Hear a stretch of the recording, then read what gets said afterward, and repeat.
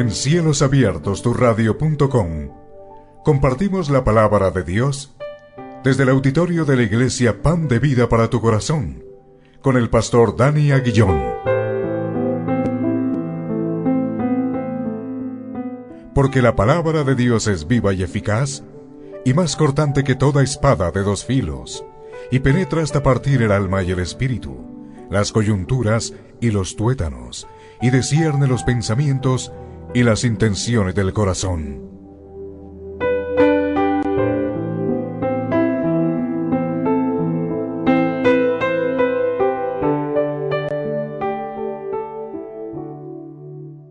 Muy bien, así que les quiero pedir que vayamos a la epístola de Santiago, al capítulo 1, versículos 16 y 18. Santiago 1, versículos 16 y 18. El tema de hoy: Dios, la fuente de toda bondad. El tema de hoy: Dios, la fuente de toda bondad. Santiago 1, 16, 18. Continuamos con la epístola de Santiago. Así que quiero pedirles el favor que, como es de costumbre, me puedan acompañar a la lectura de la palabra de Dios. Me puedan acompañar entonces a la lectura de la palabra de Dios. Dice así la palabra de Dios, por favor acompáñame. Amados hermanos míos, no erréis. Toda buena dádiva y todo don perfecto desciende de lo alto, del Padre de las luces, en el cual no hay mudanza ni sombra de variación. Él de su voluntad nos hizo nacer por la palabra de verdad, para que seamos primicias de sus criaturas.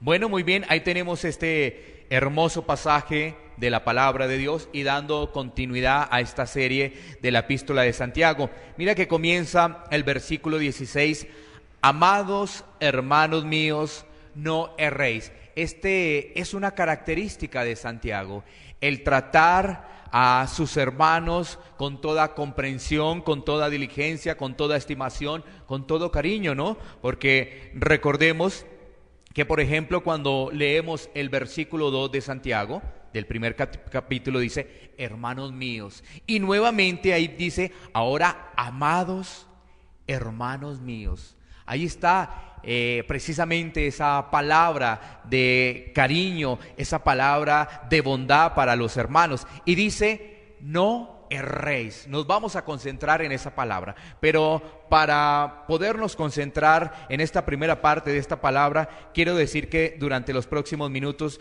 vamos a mirar estos tres lineamientos. 1. Los creyentes no debemos culpar a Dios de nuestro pecado. Los creyentes no debemos culpar a Dios de nuestro pecado.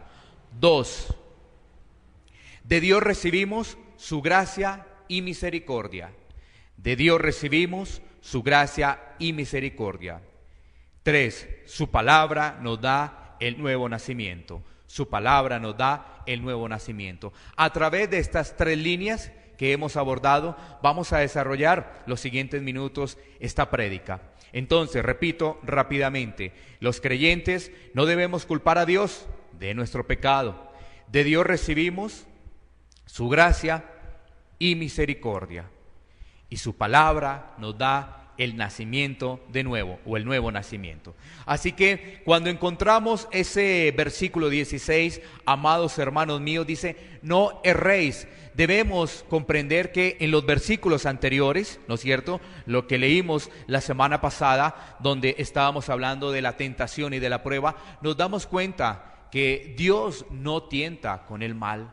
Absolutamente eso debe quedar claro. Y lo que está diciendo Santiago es que dice, por favor hermanos, no erréis. Esa palabra no erréis es no seamos engañados. Eso quiere decir esa palabra. No erréis es no seamos engañados, no seamos descarriados. Eso es lo que quiere decir esa palabra. Entonces, que por favor no nos equivoquemos en ello.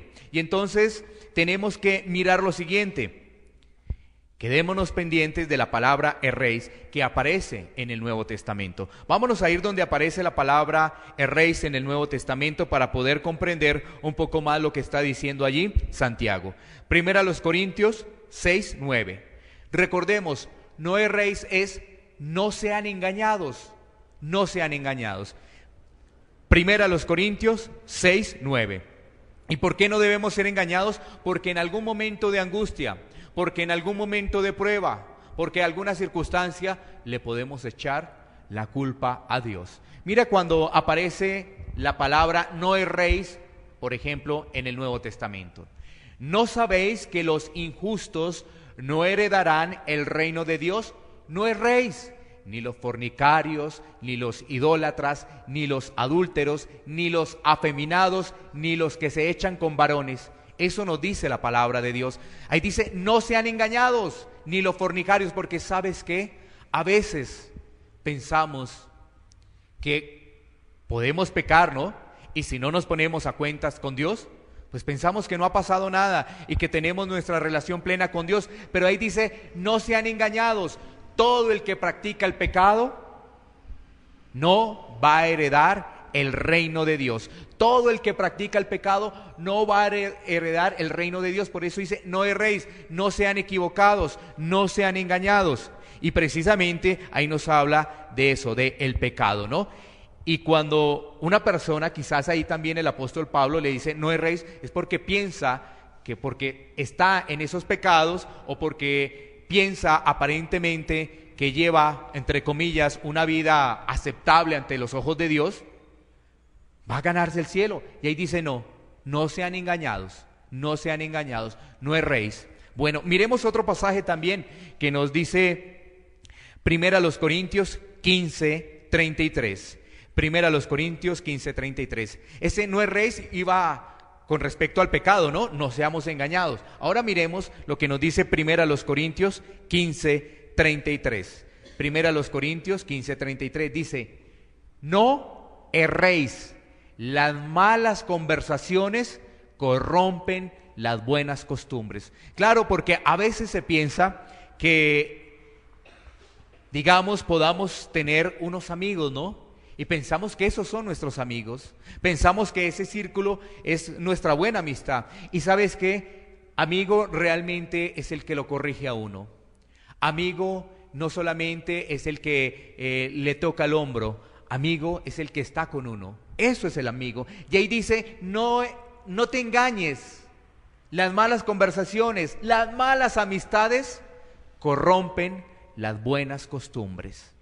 Claro, entonces a veces nosotros nos juntamos con personas que no deben ser y nos damos cuenta que podemos estar engañados. Porque vuelvo y digo, erréis es engaño, erréis es no te descarríes. Entonces dice, las malas conversaciones corrompen las buenas costumbres. Y esas malas conversaciones pues se dan precisamente cuando pensamos que tenemos amigos, que nos juntamos con personas que pueden tener, digamos, una elocuencia al hablar, pero de lo que sale de su boca es algo corrompido, ¿no? Es algo que nos va a dañar. Por eso es muy importante que nosotros miremos también con quién caminamos, con quién nos juntamos, cuáles son nuestros amigos, con quién compartimos.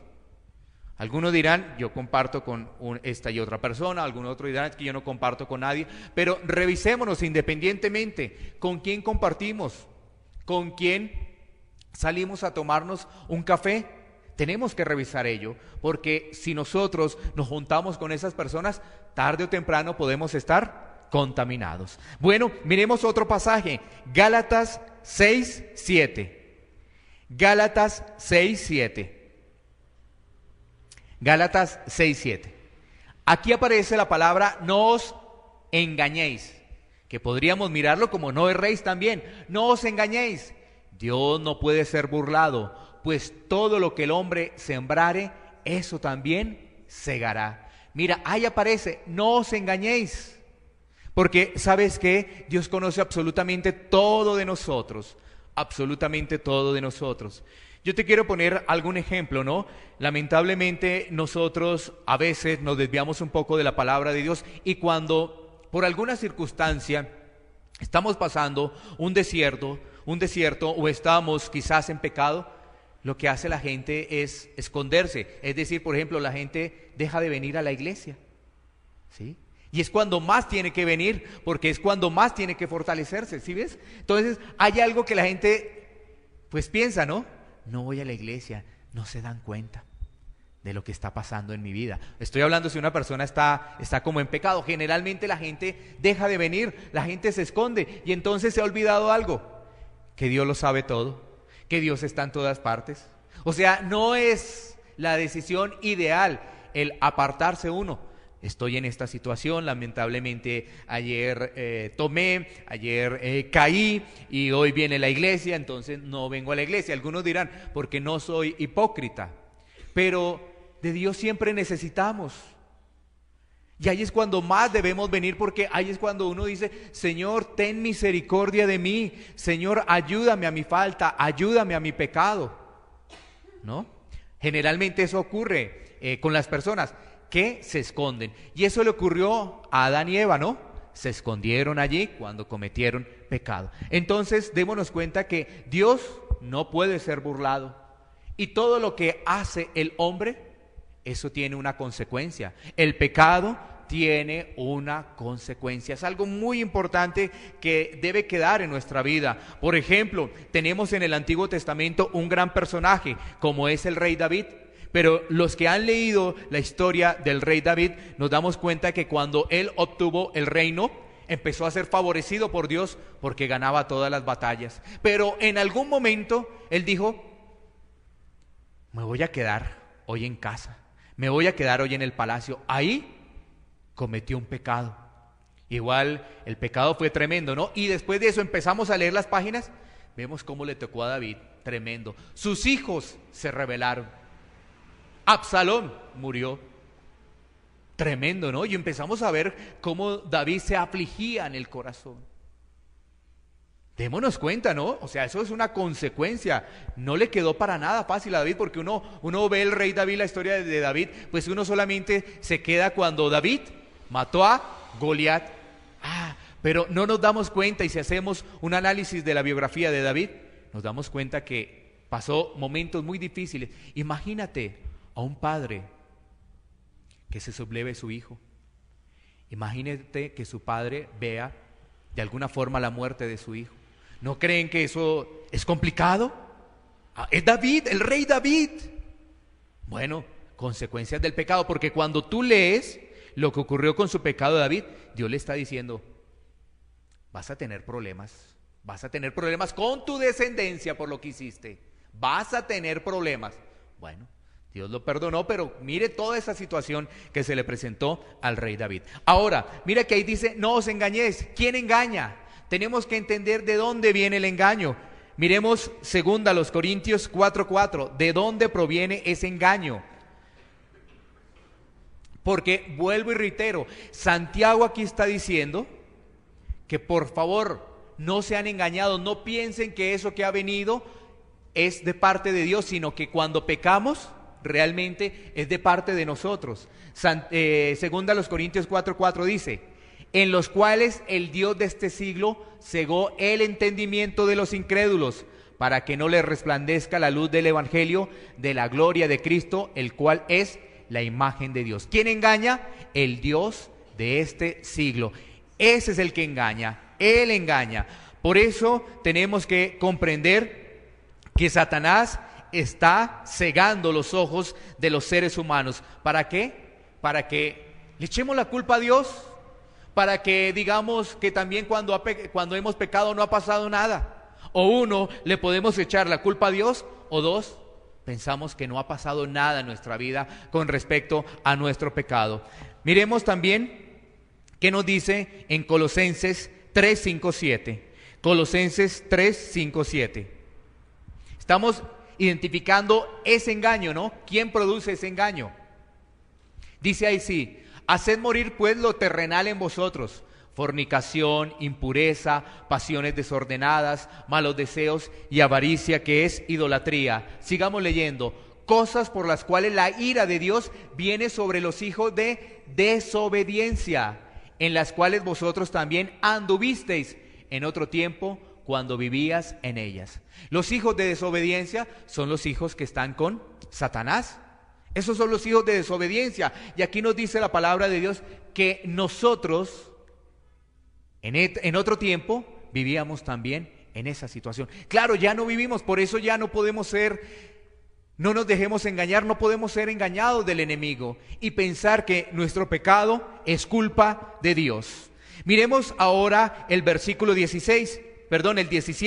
Ya hemos visto el 16. Amados hermanos míos, no erréis. Con eso estamos entendiendo que los creyentes no debemos culpar a Dios de nuestro pecado. El versículo 17 dice de Santiago, capítulo 1, versículo 17: toda buena dádiva y todo don perfecto desciende de lo alto, del Padre de las luces, en el cual no hay mudanza ni sombra de variación. Mira que Santiago, después de que dice por favor no sean engañados, ahora les voy a mostrar qué proviene de lo alto, quién es Dios, qué les da a ustedes Dios. Démonos cuenta la línea que cuando leemos versículo por versículo vamos comprendiendo qué es lo que ha inspirado precisamente el Espíritu Santo al autor. Y entonces dice: toda buena dádiva y don perfecto desciende de lo alto. Entonces encontramos dos palabras muy interesantes en esa primera parte del versículo: dádiva y don. Dádiva y don. Y esas palabras vienen de una raíz griega que se llama didomi. La raíz griega de dádiva y don es didomi, que significa regalo. Toda buena dádiva y don perfecto. Dádiva y don, ¿qué significan? Regalo. Vienen de una misma raíz griega. Vienen de una misma raíz, aunque son palabras diferentes. Y la raíz griega es didomi, que significa ¿qué? Regalo. Es decir, hemos recibido los creyentes. Por eso recuerda, no nos podemos perder de ello. Santiago dice: amados hermanos, está hablando a los creyentes, no a los incrédulos. Entonces, los creyentes reciben un regalo inmerecido o reciben regalos inmerecidos. Vamos a mirar rápidamente qué recibimos de parte de Dios, cosas tan pero tan importantes. Vamos a mirar 5 puntos rápidamente. Lo primero que recibimos de parte de Dios es a Jesús. Vámonos a ir a Romanos 8:32. Romanos 8:32. ¿Qué tan importante? No es que estamos diciendo vamos a recibir riquezas, vamos a recibir cosas más maravillosas que la riqueza. Vamos a recibir a Jesús. Romanos 8:32 dice: el que no escatimó ni a su propio Hijo, sino que lo entregó por todos nosotros, ¿cómo no nos dará también con él todas las cosas? Aquí vemos que el apóstol Pablo está diciendo que Dios entregó a su propio Hijo. Y si entregó a su propio Hijo, ¿cómo no nos va a dar también muchas cosas, ¿no? Si Él entregó a su propio Hijo. Bueno, así que tenemos como primer punto, Dios nos ha regalado a Jesús, porque estamos hablando de los regalos, si lo miramos de esa forma.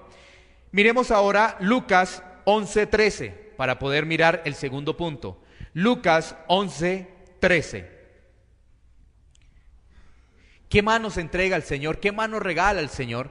Pues, ¿sabes qué? Nos da su Santo Espíritu, el Espíritu Santo, el Espíritu de Dios. Mira lo que dice la palabra: pues si vosotros, siendo malos, sabéis dar buenas dádivas a vuestros hijos, cuánto más vuestro Padre Celestial dará el Espíritu Santo a los que se lo pidan. O sea que también recibimos de parte de Dios, ¿qué? Su Santo Espíritu.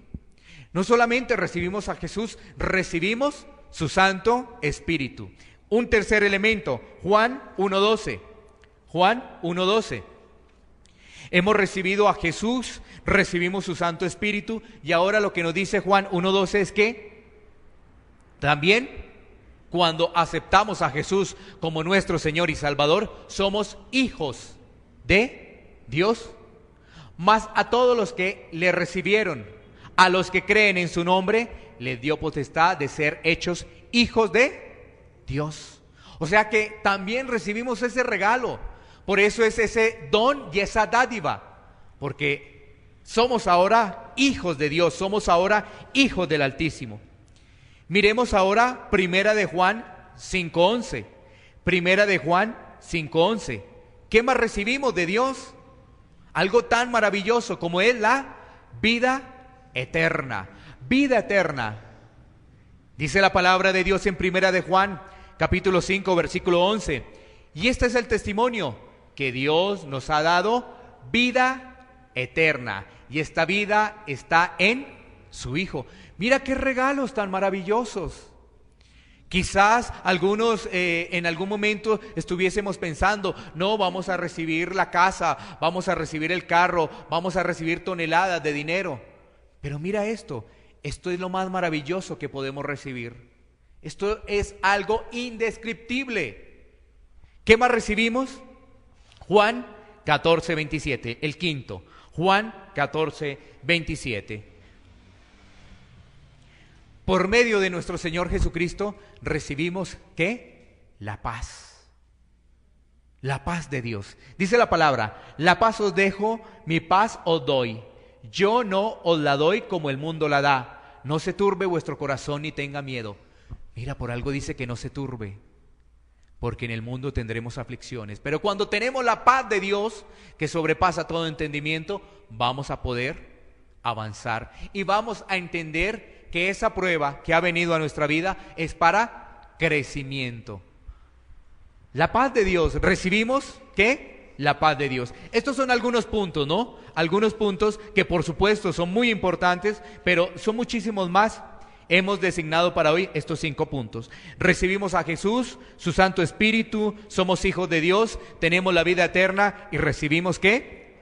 Su paz. Entonces, dice ahí la palabra de Dios, volvemos a Santiago 1:17.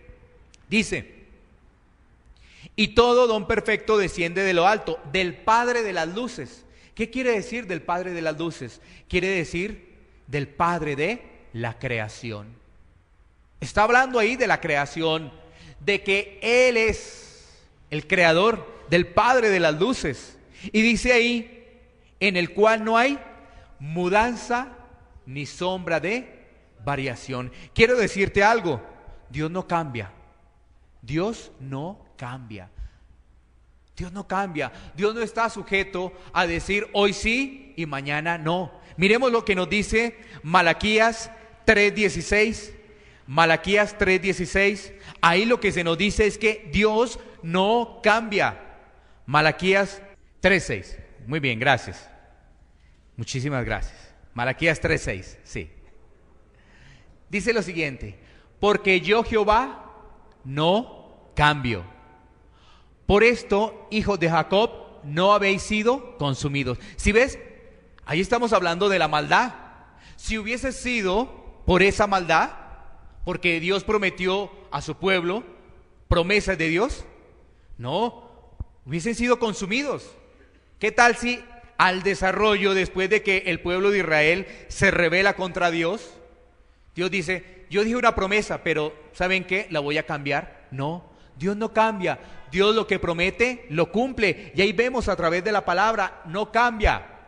Por esto, sus hijos no han sido consumidos. Y miremos un pasaje adicional en Primera de Juan 1:5. Primera de Juan 1:5. Con respecto a esto que estamos diciendo de la palabra de Dios. Primera de Juan 1:5. Este es el mensaje que hemos oído de Él y os anunciamos. Dios es luz y no hay ningunas tinieblas en Él. Dios es luz. Dios no cambia. Tengámoslo presente, Dios no cambia. ¿Y de qué de Él recibimos? Recibimos toda dádiva y todo don perfecto. Recibimos de Él. Así que esto nos dice que Santiago está enfatizando claramente en que Dios no cambia y lo que recibimos de Dios son regalos inmerecidos. Regalos inmerecidos. Y miremos rápidamente el versículo 18. Dice, Él de su voluntad nos hizo nacer por la palabra de verdad para que seamos primicias de sus criaturas. Él de su voluntad. Por eso aquí hay un problema con muchas religiones, Por eso aquí hay un problema con muchas personas que hablan del tema de la salvación, porque piensan que es por obras, piensan que es por lo que hagan, ¿cierto? No, mira claramente este pasaje en el versículo 18, pongámoslo ahí en pantalla, el versículo 18 de Santiago, donde nos dice Él, mira que aparece en mayúscula, Él de su voluntad. O sea que si no es la voluntad, no nacemos de nuevo. Si no es la voluntad de Él, no nacemos de nuevo. Podemos hacer lo que querramos. Podemos leernos la Biblia 50 veces. Podemos subir a un monte y bajarlo. Pero si no es la voluntad de Él, nada pasa. Dice Él, de su voluntad, nos hizo nacer. ¿Cómo nacemos? Por medio de la palabra. Pero vuelvo y digo, tú la puedes leer 50 veces, pero si no tienes el Espíritu de Dios, si no hay el entendimiento y la comprensión, tampoco pasa nada. Miremos ahí, desarrollemos un poco esto. Miremos qué nos dice Juan, Evangelio de Juan, capítulo 6, versículo 44 y 45. Juan 6, 44 y 45. Para entender Él de su voluntad, para entender que no somos nosotros, en nosotros no hay nada bueno, no hay nada bueno. Dice, ninguno puede venir a mí si el Padre que me envió no le trajere, y yo lo resucitaré en el día postrero. Mira ahí claramente, dice, ninguno puede venir a mí si el Padre que me envió no le trajere. Ahí está dando la voluntad de Dios y el dominio de Dios. El dominio de Dios. Si ves, o sea, no somos nosotros. Por eso dice la Biblia, no hay quien busque a Dios. No lo hay, no somos nosotros. Es que son los regalos de Dios que nos permiten realmente entender, comprender que ha sido la gracia de Dios por la cual Él ha tocado nuestra vida para que nosotros le podamos seguir. Ha sido Él. Ahí están las grandes diferencias con las religiones y con inclusive líneas del protestantismo, porque hay líneas del protestantismo que hacen referencia de alguna forma a la salvación, pero le incluyen las obras. Ahí está la gran diferencia de la religión. Aquí Jesucristo dice, no, esto es un regalo de Dios. Miremos el siguiente versículo, el versículo 45 de Juan 6, 44 y 45. Escrito está en los profetas, y serán todos enseñados por Dios. Así que todo aquel que oyó al Padre y aprendió de Él, viene a mí. ¿Serán enseñados por quién? Por Dios, por el Señor. Porque siendo hijos de Dios, teniendo su Santo Espíritu, pues por supuesto que vamos a ser enseñados directamente por Él. Gloria a Dios por ello, gloria a Dios. Miremos otro pasaje, Efesios 2:8. Efesios 2:8. Esto es, reitero, esto es para poder entender que no hay nada en nosotros que podamos hacer para ganar nuestra salvación. No hay nada que nosotros podamos hacer. Es un regalo de Dios. Dice, por gracia sois salvos. ¿Por qué? Por medio de la fe, y esto no de vosotros, pues es un don de Dios. Esto se hace para que nadie se gloríe, porque imagínate, una persona con más dinero podría hacer más cosas, ¿no? Voy a decir, voy a comprar una fundación y voy a alimentar a todos los niños. 500 niños, 200 niños, ¿no? Ese se podría gloriar, mire mi obra, aquí está Dios, alimenté a todos estos niños.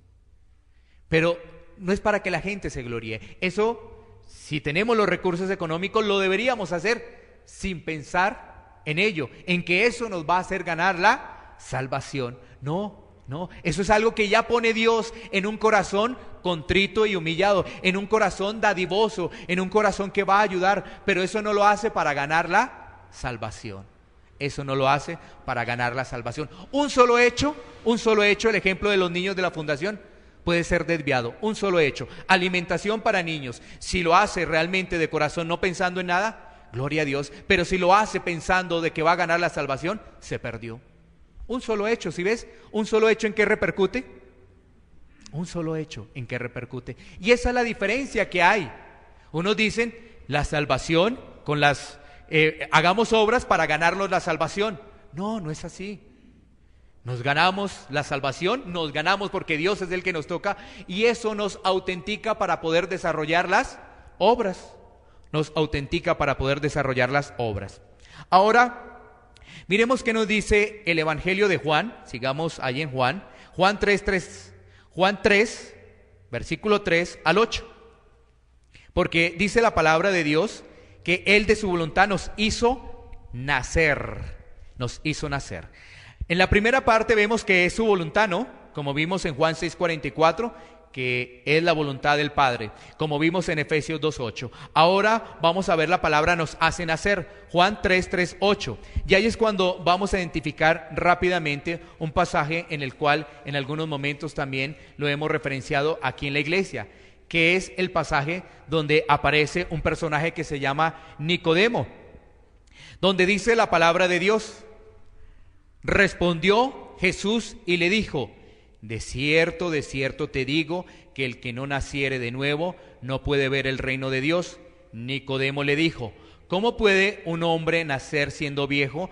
¿Puede acaso entrar por segunda vez en el vientre de su madre y nacer? Respondió Jesús: de cierto te digo que el que no naciere de agua y del Espíritu no puede entrar en el reino de Dios. Lo que es nacido de la carne, carne es, y lo que es nacido del Espíritu, Espíritu es.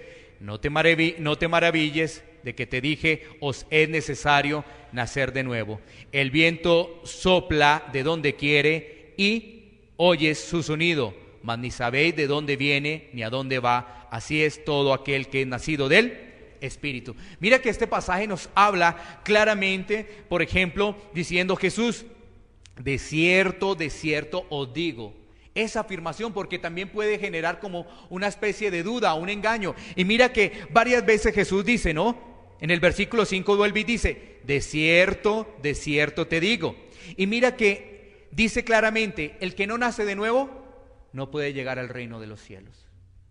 Ahí no está diciendo el que no se bautizó, el que no subió a un monte y bajó, el que no hizo tantas obras sociales. No, dice el que no nace de nuevo no puede ir al reino de los cielos. Nicodemo se confundió bastante con esta afirmación de Jesús. Y en el versículo 5 mira lo que dice Jesús: de cierto te digo que el que no naciere de agua y del Espíritu no puede entrar en el reino de Dios. Cuando hablamos de agua, alguna gente se puede pensar que es el bautizo, ¿no? Pero ahí está hablando de la palabra de Dios. De la palabra de Dios. ¿Por qué? Porque mira lo que dice el versículo 6: lo que es nacido de la carne, carne es. Jesucristo hace una clara diferencia en lo que es de la carne, o sea, en nuestras acciones. Claramente dice, hay una diferencia en lo que es la carne y es del Espíritu. Y lo del Espíritu, pues no lo podemos hacer nosotros. Lo de la carne sí, lo del Espíritu no. Fíjate, mira, sin poder profundizar, porque no se trata hoy eso, que profundizar, porque algunos podrían pensar que es naciere de agua, pueden pensar el bautizo, pues eso lo podemos hacer fácilmente, bautizarnos, ¿no es cierto? Lo podemos hacer fácilmente, bautizarnos, pero lo del Espíritu no lo podemos hacer nosotros. Entonces, claro, por eso te digo, no se trata de profundizar para que identifiquemos que ahí está hablando de la palabra, pero el versículo 6 nos da unas luces muy importantes y nos da la diferencia en lo que es nacido de la carne y lo que es nacido del Espíritu. Ahí nos damos cuenta. Sin embargo, miremos qué nos dice Primera de Pedro 1:23. Primera de Pedro 1:23. Primera de Pedro, capítulo 1:23,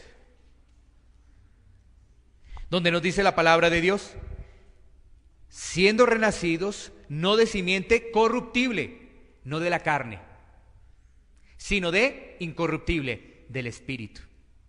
¿Por qué? Por la palabra. Ahí dice, por la palabra de Dios que vive y permanece para siempre. Es a través de la predicación de la palabra que vamos a nacer de nuevo.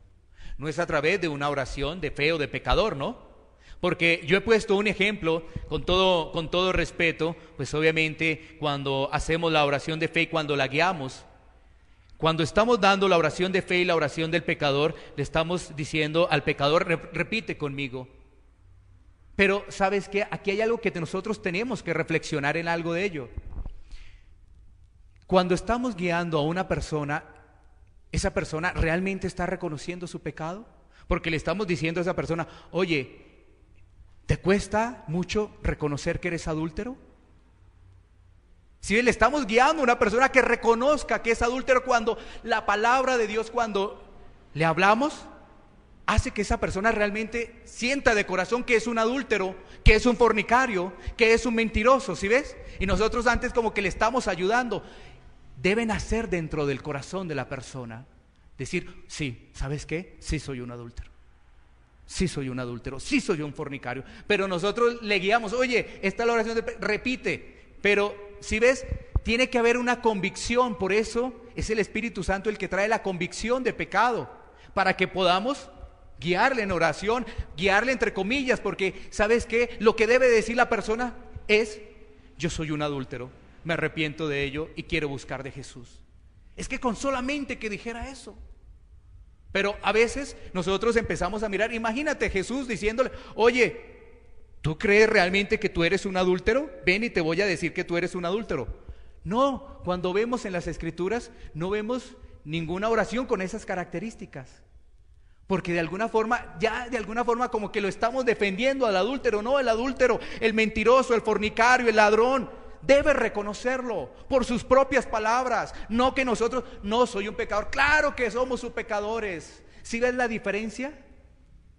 Ahí hay una gran diferencia. Por eso nos damos cuenta que hay muchos falsos convertidos, porque cuando exponemos el evangelio no lo exponemos de la forma como está en la Escritura, como lo hicieron la iglesia primitiva.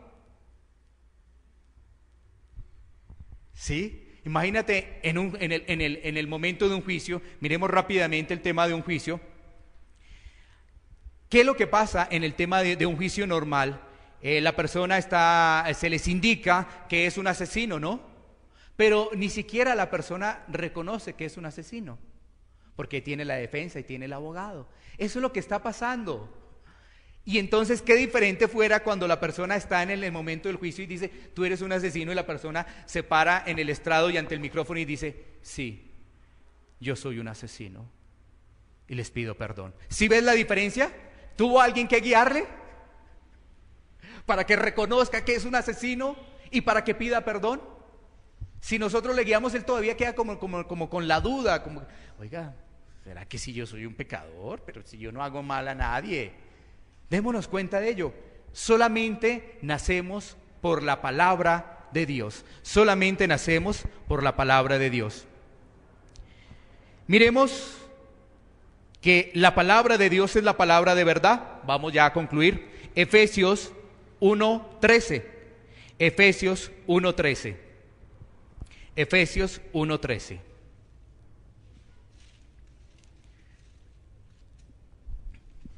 Dice la palabra de Dios, en él también vosotros, habiendo oído la palabra de verdad, el evangelio de vuestra salvación, y habiendo creído en él, fuisteis sellados con el Espíritu Santo de la promesa. Mira que ahí dice, en él también vosotros, habiendo oído la palabra. La forma para ser nacido de nuevo es que tú seas expuesto a la palabra de Dios. No hay forma, no hay otra forma, que tú seas expuesto a la palabra de Dios, dice ahí, que es cuando se nos habla del evangelio, la palabra de Dios, el evangelio. Y habiendo creído, cuando crees, que se produce ese momento donde está el Espíritu Santo, porque ahí está la convicción. Por eso dice que el Espíritu Santo te convence de pecado. Es el Espíritu Santo que te convence de pecado. Así que ahí nos damos cuenta que es la palabra de verdad. ¿Qué es? La palabra de verdad es la palabra de Dios. La palabra de verdad es el evangelio. Y miremos 2 Timoteo 2:15. 2 Timoteo 2:15. Vamos a finalizar. 2 Timoteo 2:15. Procura con diligencia presentarte a Dios aprobado como obrero que no tiene de qué avergonzarse, que usa bien la palabra de verdad, es decir, que usa bien la palabra de Dios. Y finalmente dice ahí Santiago 1:18, para que seamos primicias de sus criaturas. Bueno, tú sabes que este tema de primicias lo podemos ver claramente en el Antiguo Testamento, en Levítico 23:10, en Deuteronomio 26:2, y nos habla de los primeros frutos de la cosecha. Eso es las primicias, los primeros frutos de la cosecha. Pero en este pasaje, qué hermoso que nosotros, primeramente recibiendo el Evangelio, podamos ser también los primeros en ser reproductores de la palabra de Dios, de llevarle el Evangelio a otras personas. Aquí hablando de las primicias, ¿no? Primicias en recibir la palabra de Dios, esos también deben dar fruto. Y qué bueno que los que estamos acá también seamos unas primicias en llevar la palabra de Dios, en llevar la palabra de Dios. Así que, resumiendo, démonos cuenta los 3 enunciados con los cuales iniciamos esta prédica. Los creyentes no debemos culpar a Dios, ¿no? Lo entendemos claramente. Por eso dice: amados míos, no erréis, no seamos engañados. Pero mira que en el versículo 17 Santiago ya nos explica qué es lo que nos da Dios, y encontramos que de Dios recibimos regalos, como su gracia, su misericordia. Y esa gracia y misericordia está en recibir al Señor, está en el Espíritu Santo, está en la salvación, en la vida eterna, está también en que somos hijos de Dios, está también en que recibimos su paz. Y en esta última parte entendemos que para poder recibir todo eso, debemos ser expuestos a la palabra de Dios. Para poder recibir esos regalos, ese don perfecto, debemos ser expuestos a la palabra de Dios y entender que no somos nosotros, sino que es la voluntad de Él. No somos nosotros. Esto para quizás puede generarle contradicción a una persona, pero para otros puede generarle paz y quitarles una carga. Porque hay veces pensamos que es con las obras, y no, es por la gracia de Dios. Pero cuando estamos en Dios, empezamos a desarrollar las obras y ni siquiera nos damos cuenta. No nos damos cuenta que estamos haciendo eso, porque ya sabemos que Dios ha tenido misericordia de nosotros. Iglesia Pan de Vida para tu Corazón, Barrio Castilla, en Bogotá, Colombia. Calle Octava bis A, número 7735, segundo piso. Sitio web www.pandevidaparatucorazon.com. Porque la palabra de Dios es viva y eficaz, y más cortante que toda espada de 2 filos, y penetra hasta partir el alma y el espíritu, las coyunturas y los tuétanos, y discierne los pensamientos y las intenciones del corazón.